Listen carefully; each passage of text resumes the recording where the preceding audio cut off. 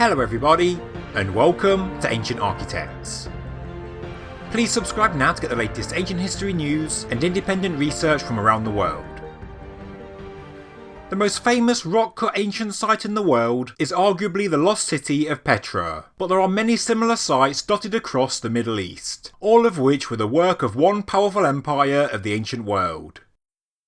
The picture I use for the thumbnail is located in a place called Mada'in Saleh, which means the Cities of Saleh, which is located in the Madinah Region in the Hejaz in Saudi Arabia. It is the work of the Nabatean kingdom, created in the 1st century AD, who made this region their second capital of their ancient kingdom, with Petra being the capital. I am planning a separate video on Petra in the near future, so please do click the bell icon to stay notified of new videos. A lot of people with a passing interest in ancient history will never have heard of Mada'in Saleh, an area that became a UNESCO World Heritage Site back in 2008. It comprises 131 rock-cut monumental structures, each of which have elaborately ornamented facades. These structures have a long history, and the region of Saudi Arabia they sit within has gone by several different names over time, due to the fact that many cultures have occupied the area. Strabo called the city Hejaz, and this was its name when the structures were built. The current name refers to the Islamic prophet Mada'in Saleh. It has also been known as Al-Hijra, meaning the rocky place or stone land due to the terrain.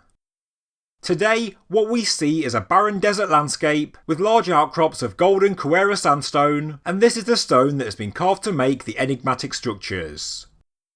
I have waded through a number of geological reports on the sandstone, including analysis on a scanning electron microscope level. It is lower Paleozoic sandstone, medium to coarse-grained with kaolinite or clay cement. The sandstone does contain small particles of iron, which is why we sometimes see banded colour both here and in Petra, which happens because of the oxidation of the iron. The specific sandstone does not absorb water, and the main weathering process that has affected the sandstone outcrops is windblown sand. Mada'in Saleh has long been an oasis, a source of fresh water with fertile soil in the middle of a desert landscape. It had also long been a centre for commerce for the earlier Dedanite and Lyrianite people, who occupied the region before the Nabataeans came in. There are traces of pre-Nabataean cave art on a number of sandstone outcrops, as well as epigraphic inscriptions considered by experts to be Lyrianite script and dated to the 3rd or 2nd centuries BC, direct evidence for earlier pre-Nabataean occupation. But, as stated, the rock-cut structures are not the work of the earlier Dedanites or the Lyrianites, but the Nabateans who came later.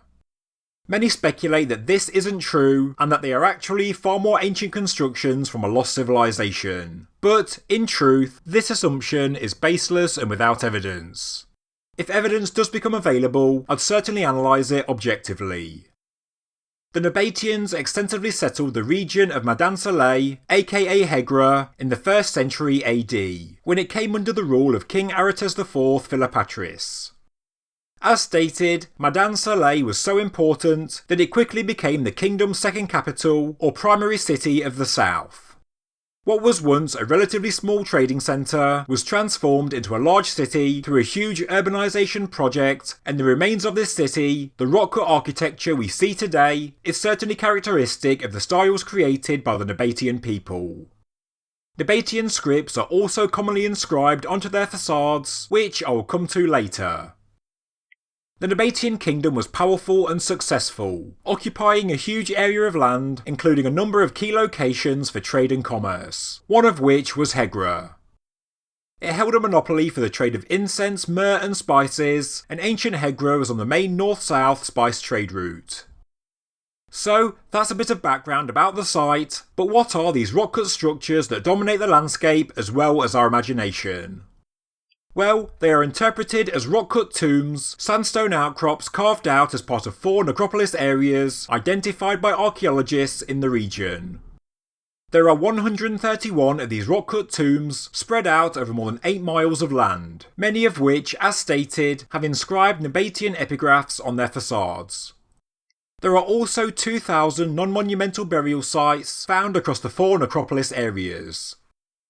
Of course, many people will look at these structures and not only question their age, but also question their purpose as tombs. I certainly did whilst researching this video. But I do want to add a word of caution before offering any speculative suggestions, because although these are spectacular looking pieces of architecture, these structures are not unexplainable or mysterious, and, in my opinion, do not show evidence of ancient high technology. They are not cut from hard igneous rock like granite or basalt, or a hard metamorphic rock like quartzite, but sedimentary sandstone that is relatively simple to carve, even with the ancient stone and metal tools the Nabataeans had available to them.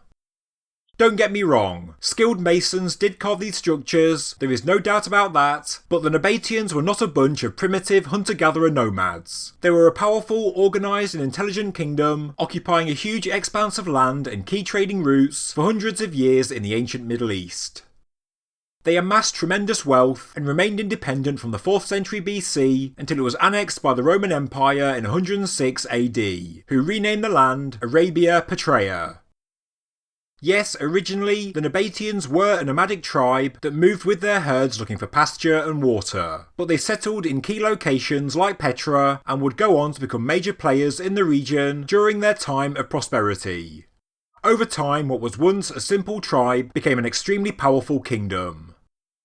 The Nabateans left no lengthy historical text, but there are thousands of inscriptions as well as minted coins.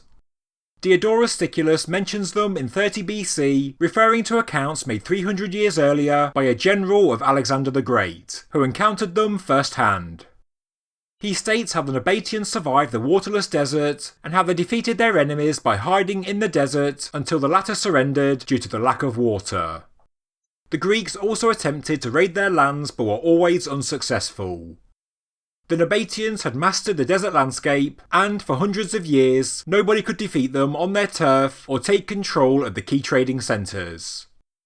Diodorus wrote that neither the Assyrians nor the kings of Medes or Persia nor the Macedonians had been able to enslave them or defeat them. They were, as he states, a people exceptionally fond of their freedom. A lot is written about the Nabateans, a cunning, rich, powerful and intelligent people that should never be underestimated. There is no reason to doubt that it was them that created these structures in the Saudi Arabian desert, as they are certainly not beyond their capabilities. They were a people whose power grew steadily over time. Their history starts in the 4th century BC, but they didn't have their first king until the early 3rd century BC. These rock-cut tombs were made during the height of their power and wealth before the Romans annexed the kingdom, and from the inscriptions found on them, they were cut from the rock to be the tombs of the elite. Yes, you could argue that these tombs could potentially be more ancient and were simply reoccupied by the Nabataeans. And even though I think this for many ancient sites found around the world, for Mada'in Saleh specifically, there is no reason and no evidence to question the Nabataean tomb explanation. The rock-cut tombs are not interconnected, and passageways do not connect them on the inside. They are singular structures, with relatively small interiors, unmistakably cut to be tombs, and they are also surrounded by burials directly in the ground. The writing carved onto the stone facades certainly looks contemporary, and these explain that they were indeed tombs, recording the names of the deceased who occupied the tomb, when they died, the names of their family members, their occupation, their gods, and the name of the sculptor as well. It is from these inscriptions that we have learned about the inhabitants of the city, their relationships, occupations, laws, and the gods that they worshipped. The inscribed tombs are all we really have in terms of writing from the Nabataeans.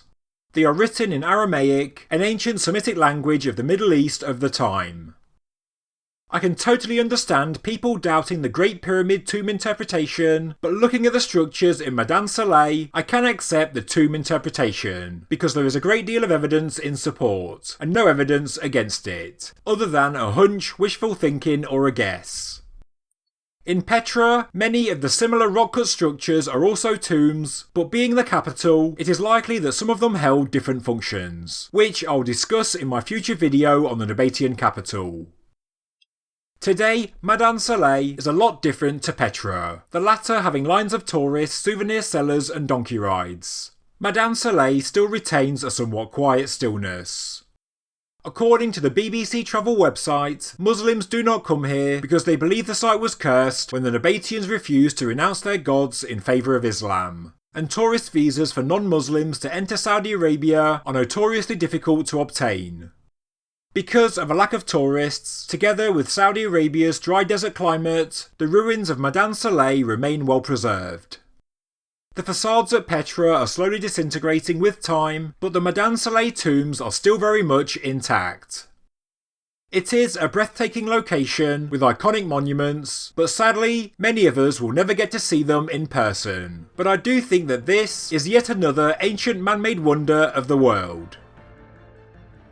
I have just relaunched my new channel Space and Planet, which focuses on Earth and space science news, as well as independent scientific research from around the world. Please subscribe now, I have left a link in the description below. Thank you very much for watching this episode of Ancient Architects. If you enjoyed the video, please subscribe to the channel, please like the video, and please leave a comment below. Thank you very much.